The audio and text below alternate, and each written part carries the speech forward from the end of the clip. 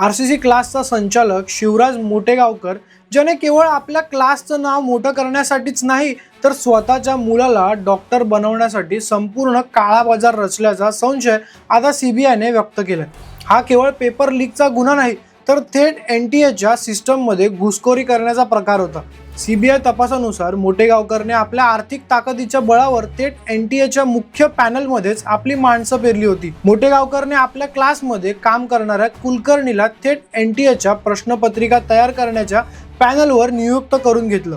तसेच मनीषा मांढरे हिला याच पॅनलवर बसवण्यात मोटेगावकर यशस्वी झाला। पण या सगळ्या मागे मोटेगावकरचा हेतू काय होता? सीबीआयच्या दाव्यानुसार यंदा मोटेगावकरचा स्वतःचा मुलगा 12वीत होता आणि त्याने नीट परीक्षा दिली होती। आपल्या मुलाला मेडिकलला ऍडमिशन मिळावं याच हव्यासापोटी या बापाने लाखो विद्यार्थ्यांचं भविष्य पणाला लावलं। फक्त एवढंच नाही तर पेपर लीक करून क्लासच्या विद्यार्थ्यांचे गुण वाढवून बघा आमच्या क्लासचा रिझल्ट कसा आला अशी स्वतःच पाठ थोपवून घेण्याचा आणि त्या बहाण्याने नवीन विद्यार्थ्यांना आकर्षित करण्याचा एक अत्यंत गलिच्छ बिझनेस प्लॅन होता। आता सर्वात मोठा प्रश्न हा आहे की कोचिंग क्लास चालवणाऱ्या एका संचालकाची एनटीएच्या पॅनलवर दोन माणसांची नियुक्ती करण्या इतकी मजल कशी जाते?